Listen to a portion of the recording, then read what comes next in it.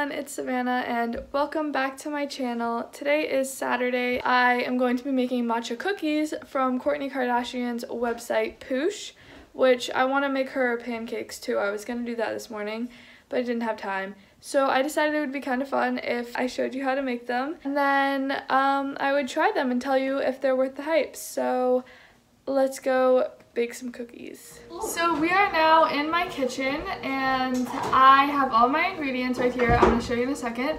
This here is my brother. Come say hi. And he is making his very own homemade sugar cookie Betty Crocker recipe. Yeah, let's look at the ingredients that we need. The first thing that I have is these vegan chocolate chips. You can use any chocolate chips, they don't have to be vegan, but these ones are dairy free. They're the Enjoy Life ones and I love Enjoy Life. They have really good like snacks and stuff that are allergy sensitive, so I like that. And then I just have some granulated sugar. It said to use like sugar-free sweetener or whatever, but I don't do that. I just use regular sugar. Here I have some coconut flour. I like Bob's Red Mill. They have really good gluten-free like baking products. I also have some silk almond milk. I have honey. I have my matcha, obviously, which I think I got this from Amazon. I have a bowl of nuts here because you will also need cashew butter and almond flour.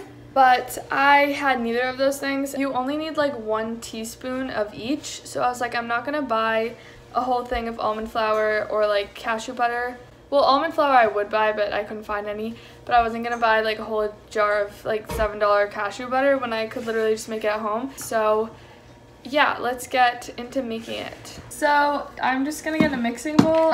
Okay, so the first thing you're going to need is 2 tablespoons of coconut flour. So let me get that. Coconut flour, like, I like it, but it just kind of tastes like a little weird. Hi guys! Okay, so okay, so this is the new angle because the lighting in here is actually so bad. Now we're going to make our almond flour. So I just estimated with the amount of almonds that we need. We're gonna need a blender. Oh, my oven's ready. I have the NutriBullet one. Okay, so I take the almonds and, oh shoot, and I put the almonds into the blender.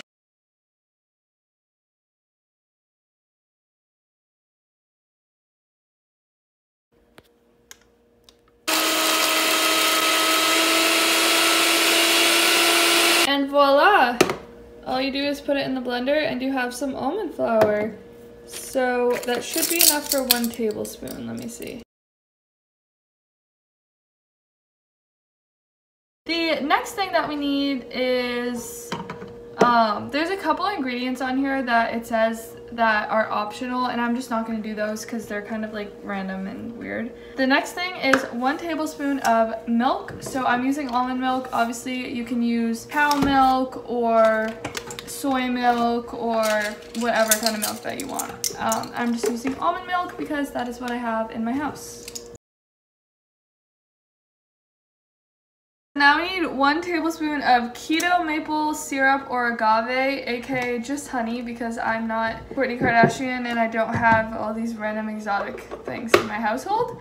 But I do have honey, and most people have honey, so I use honey in most of my recipes for sweetener instead of refined sugars because it's healthier for you. I mean, it's still sugar, but it's better than like granulated sugar. But I'm not like a sugar-free person. I don't really watch the amount of sugar I have. I don't really care, to be honest. Funny enough, the next ingredient is sugar. Let's get out our granulated sugar. This is my favorite little thing. My mom bought it at Target yesterday. It's so cool. You just go and then it's like open. So it says you need 1.5 tablespoons of sugar.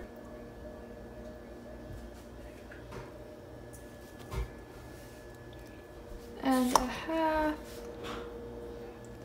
I'd say that's about a half, right? Maybe a little bit less. Okay. Looking yummy in there. Kingston's cookies are going in the oven. Aren't you gonna press your cookies down? What? No. You just drop them in balls. Oh. Yeah. Come on, Savannah. They barely fit. It's exquisite. That's not the right word. Maybe put that one on the second. Oh!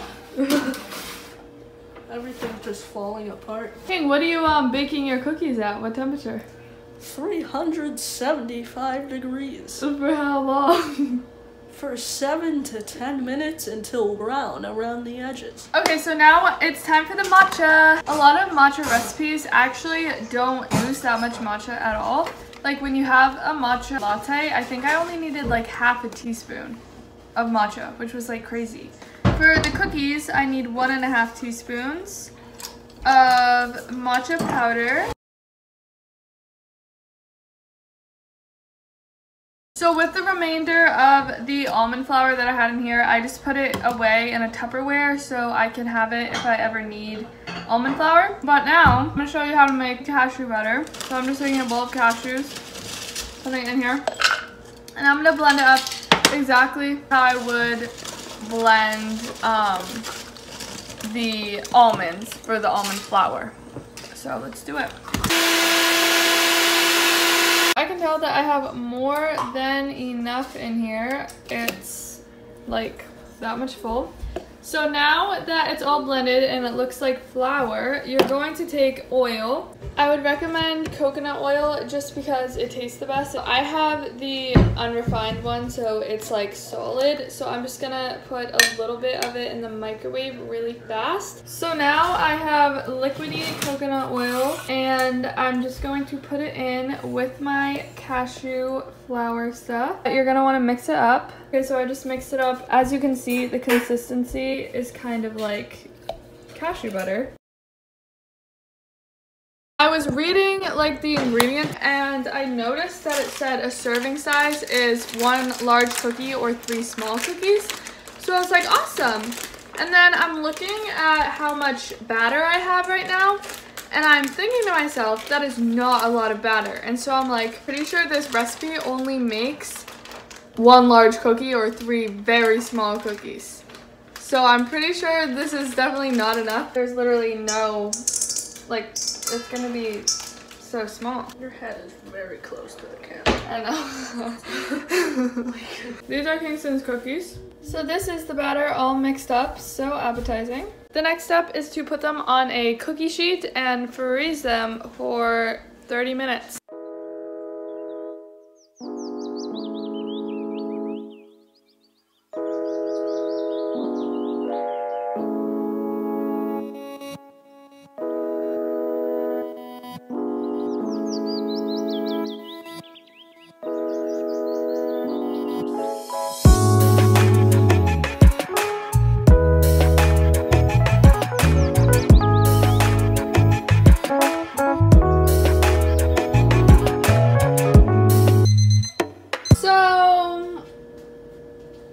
Let's talk in a second.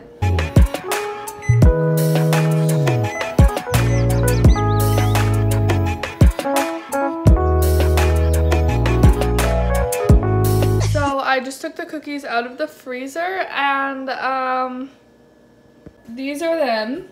So they don't look very appetizing, to be honest. I'm gonna try one after lunch and let you know what they're like. This is my lunch, it's almost done. I just had some kale, chickpeas, avocado, there was some pepper and cucumbers, and some hot sauce. So yeah, my brother wanted to show you guys his frosted cookies, so these are them.